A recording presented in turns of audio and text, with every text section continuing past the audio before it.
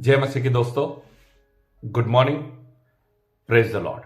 आज के स्टडी के लिए हम देखने जा रहे हैं पहले शमूएल की किताब, उसका 17 अध्याय और 45 वचन।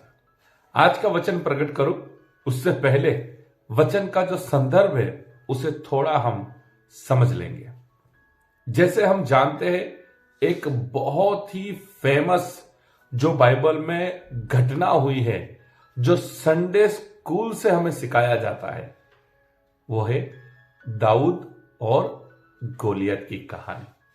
किस रीति से दाऊद ने गोलियत को मारा था।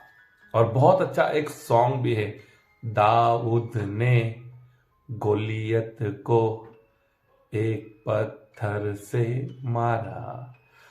आज हम देखने जा रहे दाऊद और गोलियत के विषय में।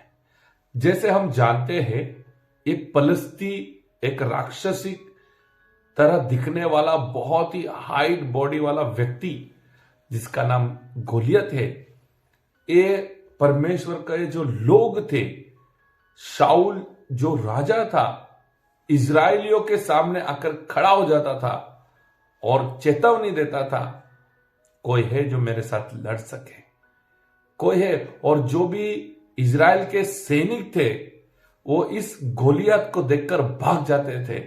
एक डर का माहौल था, एक भय का माहौल था। और वहां पर दाऊद का जाना होता है। और जब दाऊद देखता है, अरे ये कौन है और क्यों ऐसे चिल्ला रहा है, क्यों ऐसे बातें कर रहा है, क्यों ऐसे डरा रहा है। और बाद में दाऊद शाऊल राजा के साथ मिलता है और बाद में जो बातचीत होती है, और उसके बाद राजा के पास परमिशन लेकर दाऊद गोलियत के साथ लड़ने के लिए निकल पड़ता है।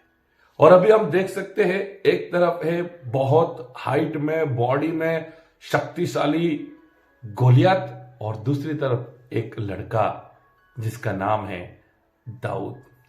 और दाऊद जब गोलियत के सामने लड़ने के लिए खड़ा होता है, तब गोलियत दाऊद को देखकर उसका मजाक उड़ाता है, उसको देखकर हंसता है, यहां तक कि ऐसे शब्दों का इस्तेमाल करता है, मैं कोई जानवर हूं या मैं कोई कुत्ता हूं जो तू मुझे मारने आया है।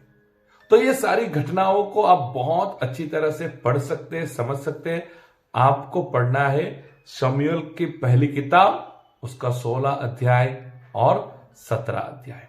तो जब गोलियत और दाऊद दोनों आमने सामने खड़े थे, और दाऊद ने एक बात वहां पर गोलियत से कही जो आज आपके और मेरे जीवन को ब्लेस करने जा रही है। वही है आज का हमारा आधार वचन जो दाऊद ने गोलियत के सामने बोला था।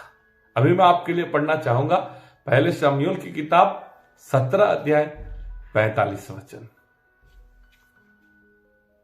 दाऊद ने पलिश्ती से कहा, तू तो तलवार और भाला और सांग लिए मेरे पास आता है, परंतु मैं सेनाओं के यहोवा के नाम से तेरे पास आता हूं, जो इजरायली सेना का परमेश्वर है, और उसी को तूने ललकारा है। Hallelujah, praise the lord. दाऊद कहता है, देख गोलियत, तू तो मेरे सामने तलवार लेके आता है, तू तो मेरे सामने भाला लेके आता है, लेकिन मैं परमेश्वर के नाम से तेरे पास आता हूं।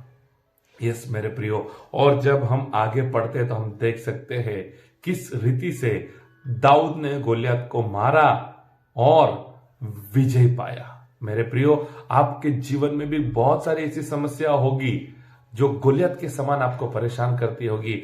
बीमारी हो सकता है, आर्थिक समस्या हो सकता है, सेवकाई में सताव हो सकता है। 2024 में ये गोलियत ने आपको बहुत परेशान किया होगा, ये गोलियत समान समस्याओं ने बहुत आपको परेशान किया होगा।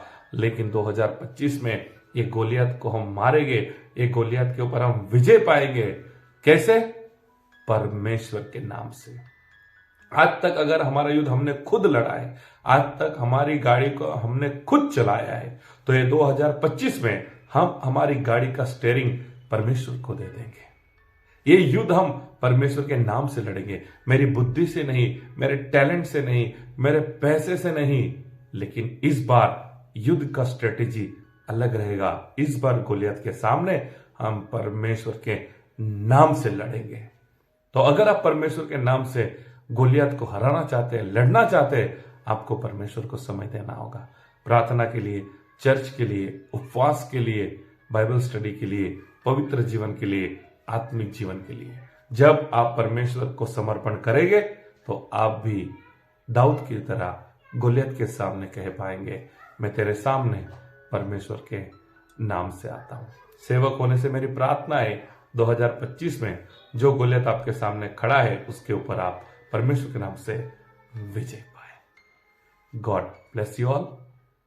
Have a nice day.